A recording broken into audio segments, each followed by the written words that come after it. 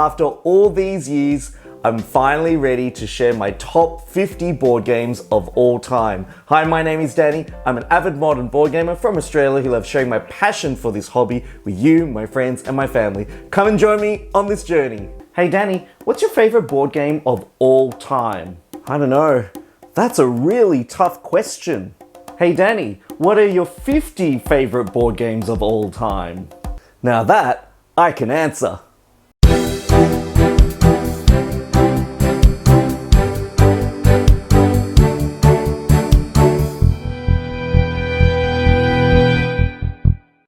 When I started out in this board gaming hobby over 9 years ago, I didn't expect to have the collection that I have now. Or maybe I kind of expected it, but I just didn't think about it.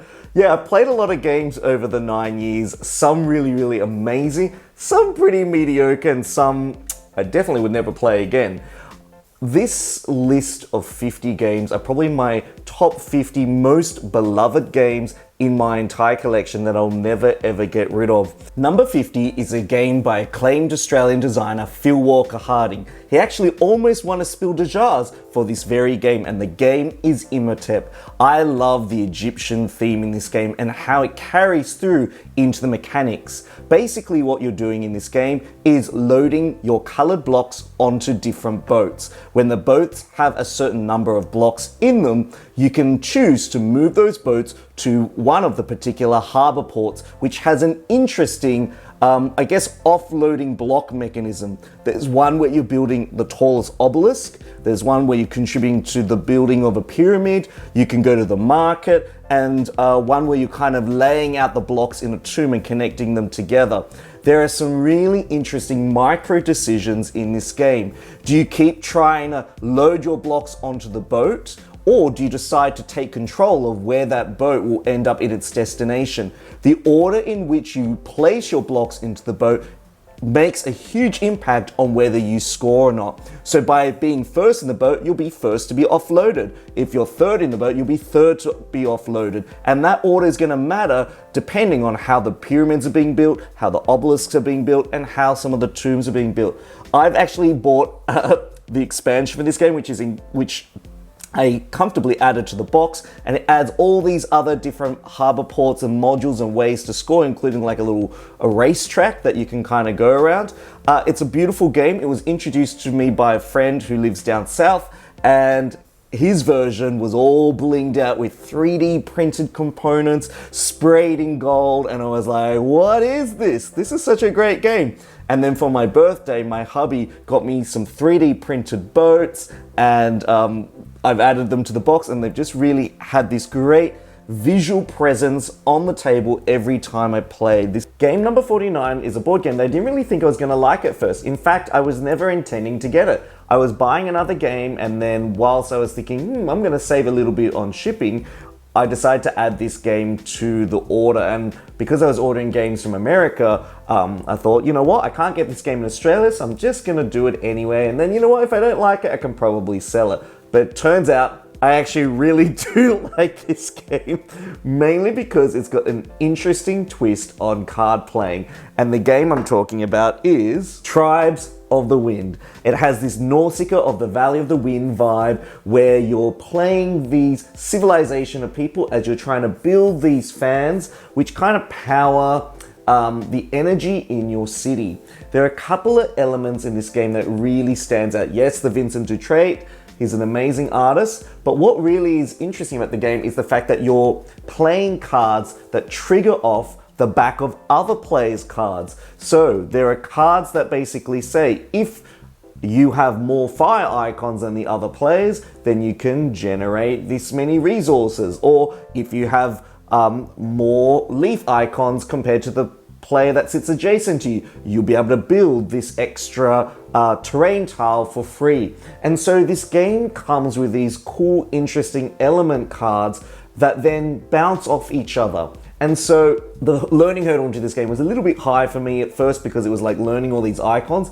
But once we kind of understood what the icons meant, the gameplay just happen really snappily. And I love how this card plays intertwined with this cool puzzle that you're playing out onto your player board, which is like a grid. You're trying to move these little fans across the terrain. You're trying to build temples to get little bonuses, and you're also building, I guess, cities, which then could possibly contribute to pollution on your board. The game has a really interesting post-apocalyptic environmental focus to its theme, and I really find the puzzle, whilst feeling a little bit abstract, is actually quite satisfying, because if you can create the pattern that's depicted on your board, you'll get one of these 4 powers that kind of invites an element of asymmetry into your game. Now, when I first entered this hobby, I had a huge fascination with trains. In fact, as a kid, I kind of dreamt about owning my own set of traffic lights. I don't know why, but I was just really fascinated with the idea of moving goods, people, and cargo around, and I played a PC game called Transport Tycoon, which I absolutely loved. Whistle Stop is one of those board games that really taps into that pick up and deliver mechanism. But what's interesting about Whistle Stop, which is my number 48 on my list, is the fact that you're placing tiles to try and lead your trains across this map. And the hex tiles that you place are going to connect the railroad lines in certain configurations. They might be able to make you progress from right to left, or they might be able to loop back around to different stations and spots you've been to before. And so if you land at a spot which has a colored cube, you get to load it on and pick it up, and then you get to deliver it at your final destination. However, there are a couple of twists, as always with these sorts of games. First of all, there's all these cool different little stations where you can offload your coal and get little bonuses. There's different ways to score and trade in your goods, but you're ultimately trying to get to the other side of the board before the other players and offload a certain combination of goods to get high impact victory points. Your train, once it gets to its destination, then gets placed in kind of like a holding bay where you can get different bonuses, and kind of carving out the landscape or the tracks as you're going. So it really has that feeling that you're delivering goods, you're making connections, and then you're creating these really cool combos. In fact, there are some games where you just literally looped around and around and around just to try and get the same resources each time to get some cool combos. And the game kind of finishes once a player takes all their trains to the other end. Number 47 is a game all about planning a trip to a very popular country, and that is Japan. Let's Go to Japan is all about planning a holiday itinerary to the city of Tokyo and Kyoto. You'll be visiting all the different beautiful restaurants, some of the landmarks, and dabbling in some of the cultural experiences there. You'll also be taking a high-speed train, jetting back and forth from Kyoto and Tokyo in the most minimal amount of time possible to try and maximize the amount of joy you can get on your trip. What I like about this card drafting game is that you're trying to fit everything into a place where you can satisfy the number of requirements for that card to get the scoring bonus, but also trying to configure it in a way that isn't gonna feel random. It's almost like you're planning the trip throughout the game, and at the end of the game, when you score based on the day of the week and how it all fits into sequential order. Kind of feels actually like a programming game where it's like, okay, day 1, you've got these icons, this is what you're doing, this is how you're scoring, and then it flows into day 2 and so forth. It is just quite a cool, thinky game that requires you to think logistically about everything. It's like, well, if I'm in Tokyo and I get these icons from this other card, maybe I should stay in Tokyo a little bit longer and synergize those icons so I can get maximum victory points at the end of the game. By placing, 3 cards per column, you can kind of configure an interesting game strategy. And when you get a certain level of icons in your tableau, you can then get all these cool bonuses. And so I really like, actually the most interesting part of this game is picking the cards and placing them, but then seeing how all your plans come to fruition and seeing where your trip is gonna end up being the happiest trip ever, or one that you think, maybe we won't do those things again. Now, something that you may not know about me is that I studied a degree in microbiology. In fact, I studied bacteria, viruses, fungi, and it was something that really fascinated me. Things that grew at a molecular level opened my eyes to this world where there are synergies right beneath our very feet. And so when a quirky game comes along that kind of explores this idea of food chains and food webs, I definitely have to give it a go. The game Gods Love Dinosaurs does this in such a family-friendly yet quirky way. Gods Love Dinosaurs is basically a domino placing game, and it's got a whole element of interesting animal-to-animal interaction. Players are going to be drafting these domino tiles, which actually are two hexagons connected together, and they're going to be placing those tiles into their tableau. Once one of the columns on the main marker board clears, whichever animal is in that empty column, that animal is going to trigger. There are three kind of base level animals. There's the frog, the rat, and the bunny. And when they get triggered, they expand into a terrain that is of their desired choice. So frogs, for example, will duplicate into the wetland terrains. And so then you've also got predators, the cougar and the eagle, and they move in very different ways. For example, the eagle moves 3 hexes in a straight line. And when they activate, if there are other low-level base animals in front of them, they'll actually eat them and then replace those animals with one of their own. So if there's a little frog in the way, the eagle will eat the frog and place another eagle in that hex space. And so you've got this idea of predator versus prey. Now you might be thinking, where do the dinosaurs actually come into the game?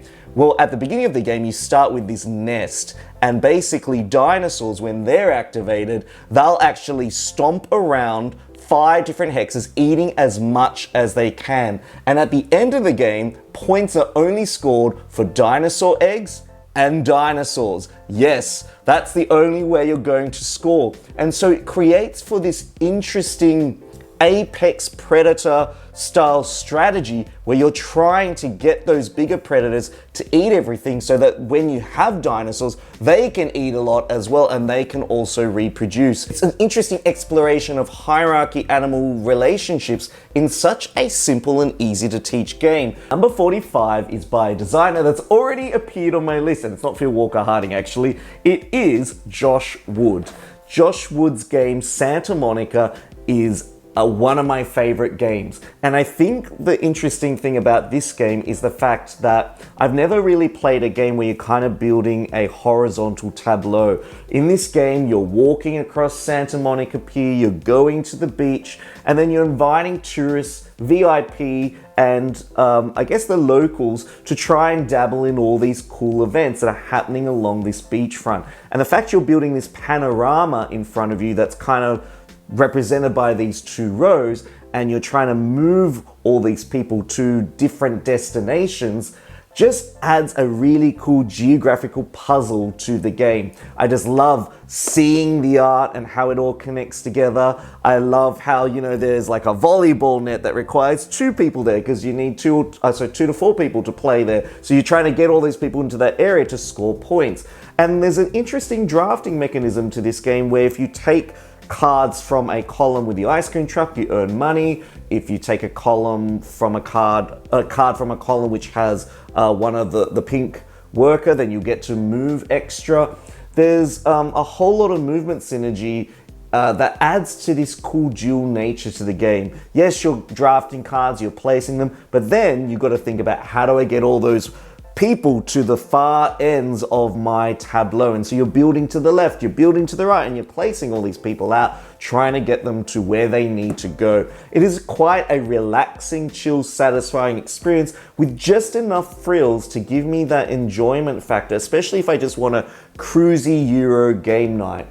Game number 44 is a second entry for Phil Walker Harding on my top 50 list. It is a card drafting game where you're collecting different species of plants, you're playing resource cards to get resources, you're building kind of this resource engine using tools and different ways to score the pots in your, I guess, plant collection, and you're ultimately trying to make all your plants grow and thrive. Planted is one of my most played games in my collection. In fact, I have a really good friend where we go over to their house, we often play this game first because it's so quick to play, it's interactive, there's really cool scoring mechanisms, and I love that it gives you that satisfying feeling of playing a Euro, because the components in this are outstanding, without the heaviness of the rule set. We know that if you're collecting particular cards that allow you to get extra water when you play a double water card in front of you to help build your engine, and then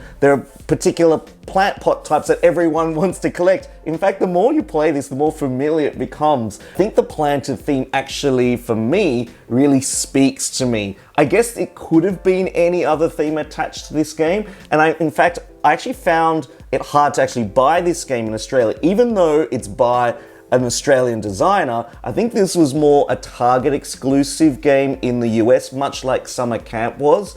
And so I had to wait a long time to get a copy. And thankfully, one of my friends was traveling over to America and he's like, "Do you want a copy of Planted?" I was like, "Yes, please." And he came back, found some space in his suitcase, and I'm eternally grateful that I now have a copy of this game. Game number 43 comes with a striking cover. Oh yeah, Life of the Amazonia is probably one of my favorite animal games. It's got cool habitat tiles, it's got wooden animal meeples, a lot of them in fact, and it's got a cool bag building mechanism. And this is something that I haven't seen associated with this theme of nature, is bag building and trying to create a flourishing environment.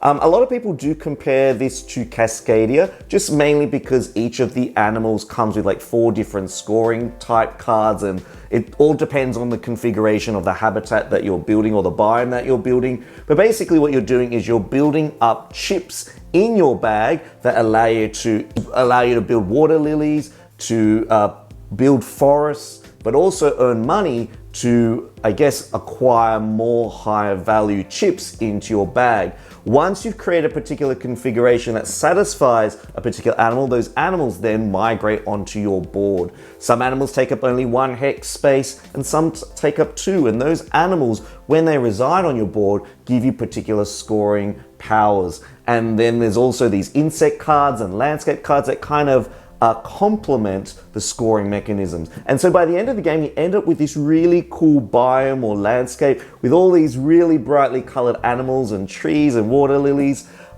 It just has a great puzzly, satisfying nature to it. And the fact that it's associated with bag building does make it feel a little bit different, because I think you can save 1 chip per round to use again, but all the other chips go into your boat, and then so you're kind of building this bag of bonuses and synergies and values that help you to make your rainforest a lot more lush and interesting. I'm not actually a big fan of Uwe Rosenberg's games. Yes, I know, sorry to all the Uwe Rosenberg fans out there. There's only a few games that he's kind of designed which I'm like, oh, I really love that game. So you might not see too many Uwe Rosenbergs in my top 50, but one of my favorite Uwe Rosenberg games is Ottawa. And I think it's because the theme is not something that he would have normally designed a game around. The idea in this game is that you're basically trying to protect these endangered fruit bat species from extinction. You are enlisting the help of different people to house these bats in their homes. You're regrowing some of the forests that have been cut down, which is their primary habitat, and you're kind of encouraging these fruit bats to kind of fly across Ghana and be able to deposit some of these oranges that they eat to hopefully stimulate new growth. And I think there are a couple of elements in this Euro that particularly stand out. I love the location cards. The fact that each location card is a grid of 9 squares with different combos and things that you can lay out into your field just means the game will feel different on a terrain level. You've also got these moving action pieces that every round they all kind of slide, and you've got different combos of resources and actions that you can take every game. Whenever you are going through your player board and resolving things on your player board at the end of the round, you know, you're taking the trees, You're planting the trees into your fields. You're then looking at how many oranges those trees produce and placing the oranges in the trees. And then you're also looking at how many oranges you've got because they're gonna attract the bats. And then you've got to feed the people in your village using goats. There's all this cascading that kind of happens as you kind of resolve your effect. And you can also build new huts. And it just means that your location cards are gonna fill up really quickly. And you're trying to entice as many bats as you can because that's the whole theme of the game. And we finally made it to number 41, the top of this first top 10 out of my top 50 games of all time. This is my favorite of the bunch. And this is a game that you might not expect because it doesn't really appear on a lot of people's lists. In fact, its sister game is one that appears on a lot of people's lists. And you know what? I do love the sister game for all its merits and worth. But this one, for me, is my favorite version because, yes, I'm embarrassed to say this, it's green, it's got a plant theme, and it's very naturey. So I think that may push me over the edge for this one. So the game I'm talking about is Azul Queen's Garden. This is a game that I think doesn't get enough love.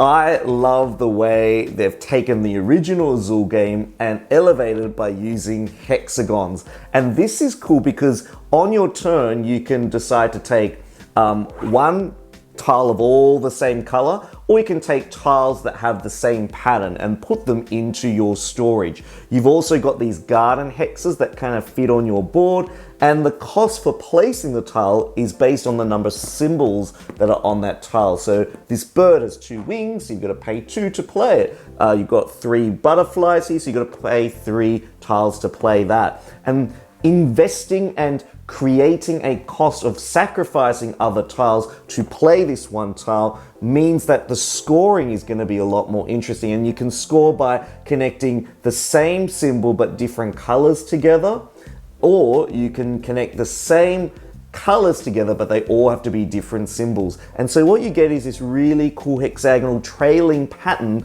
that kind of circumnavigates and trails and creates pathways across your board. This is super satisfying, and I just love how it gives you opportunity to score along the way, but then at the end, when you kind of evaluate how you've scored for each color and each symbol, you can just really, you get this unexpected like tension of like, oh my goodness, did I invest enough? Or should I have gone for the tiles that require 6 each time I play it? And you know, I just love stepping back and seeing how the patterns coalesce together. So Azul Queen's Garden is probably my favorite of the series. I do have a strong appreciation for the original Azul, but this one, absolutely love this. This is never gonna leave my collection as well. So what did you think of board games number 50 to 41? Are there some games in there that you think I should have probably placed higher? Do you think some of them surprised you, or do you think they're kind of aptly placed? Are some of these games that you've played or are in your collection? I'd love to hear your story, thoughts, and opinions, and please write them in the comment section below. If you really found this video super helpful, and if you're looking forward to my next top 10 video, please subscribe and head over to my Patreon page and support me there. I look forward to bringing you more amazing board game content soon. Please head over to my main channel if you can't wait and want to check out some of my other board game videos. This is Danny signing out. I'll see you in the next video. Woo!